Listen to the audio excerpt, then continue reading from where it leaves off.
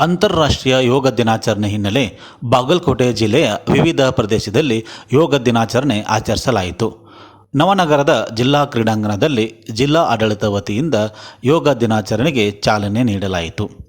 ಸಂಸದರಾಗಿರುವಂಥ PC Gaddigoudar ಹಾಗೂ ಜಿಲ್ಲಾಧಿಕಾರಿ Janaki KM ಅವರ ನೇತೃತ್ವದಲ್ಲಿ ಸಸಿಗೆ ನೀರು ಹಾಕುವ ಮೂಲಕ ಯೋಗ ದಿನಾಚರಣೆಗೆ ಚಾಲನೆ ನೀಡಲಾಯಿತು.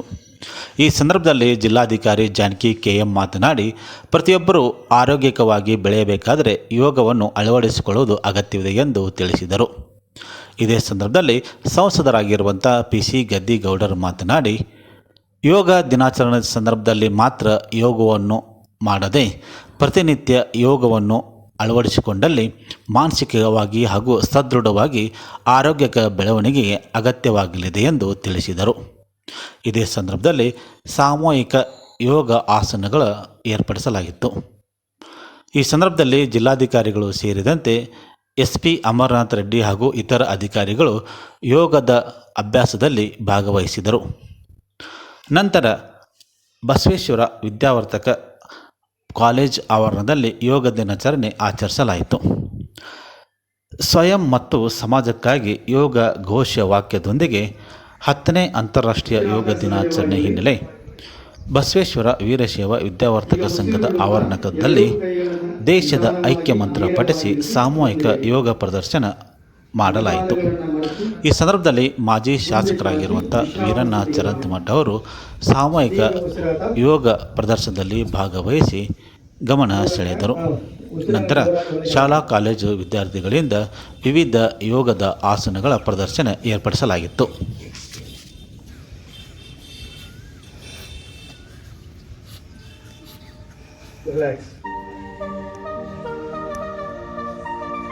ಸಕ್ರಿಯವಾಗಿ ಹೊರಗೆ ಹಾಕಿ.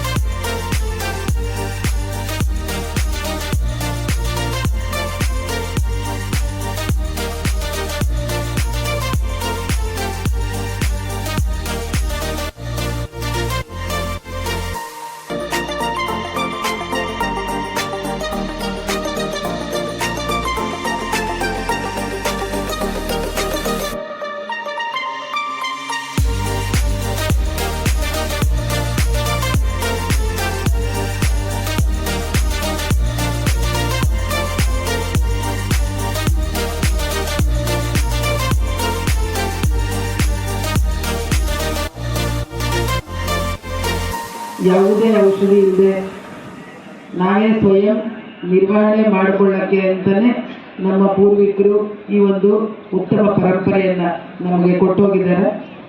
ನಾವು ಅದನ್ನು ಪ್ರತಿದಿನ ಈಗ ಊಟ ತಿಂಡಿ ನಿದ್ದೆ ಹೇಗೆ ಒಂದು ನಿರ್ದಿಷ್ಟ ಸಮಯವನ್ನು ಹೊಂದಿಕೊಂಡು ನಾವು ಜೀವನ ನಡೆಸ್ತೀವೋ ಅದೇ ರೀತಿ ಇಂತಹ ಒಂದು ದೇಹ ಮನಸ್ಸುಗಳ ನಿರ್ವಹಣೆಗೆ ಉಪಯುಕ್ತವಾಗಿರುವಂತಹ ಯೋಗಕ್ಕೂ ಕೂಡ ನಿರ್ದಿಷ್ಟವಾದ ವೇಳೆಯನ್ನು ಹೊಂದಿಸ್ಕೊಂಡು ಅದನ್ನ ಮನಸಾರೆ ಮಾಡಿದ್ರೆ ಮಾತ್ರ, ಅಯ್ಯೋ ದಿನ ಇದು ಮಾಡಲೇಬೇಕು ಅಂತ ಮಾಡೋದಲ್ಲ, ಮನಸ್ಸಿಟ್ಟು ಮಾಡಿದ್ರೆ ಖಂಡಿತ ಯೋಗ ನಮಗೆ ಉತ್ತಮ ಯೋಗವನ್ನೇ ಕೊಡ್ತದೆ. ಯೋಗ ಕೇವಲ ಇವತ್ತು ಒಂದು ದಿವಸಕ್ಕೆ ಸೀಮಿತ ಆಗಬಾರ್ದು. ಪ್ರತಿನಿತ್ಯವೂ ಕೂಡ ಕನಿಷ್ಠ ಪಕ್ಷ ನಮ್ಮ ದಿನನಿತ್ಯದ ಜೀವನದಲ್ಲಿ ಇದಕ್ಕೆ ಸ್ವಲ್ಪ ವೇಳೆಯನ್ನು ಮೀಸಲಿಟ್ಟು ನಾವು ಈ ಒಂದು ಯೋಗ ಕಾರ್ಯಕ್ರಮವನ್ನು ಮಾಡ್ತಾ ಹೋದರೆ ಇವತ್ತು ನಾವು ಆರೋಗ್ಯವಂತರಾಗಿ ಹಾಗೆಯೇ ಮಾನಸಿಕವಾಗಿ ಇವತ್ತು ಸದೃಢ ಆಗ್ತಕ್ಕಂಥದ್ದನ್ನು ನಾವೆಲ್ಲ ಗಮನಿಸಿದ್ದೇವೆ, ಅದನ್ನು ಅನುಭವಿಸಿದ್ದೇವೆ.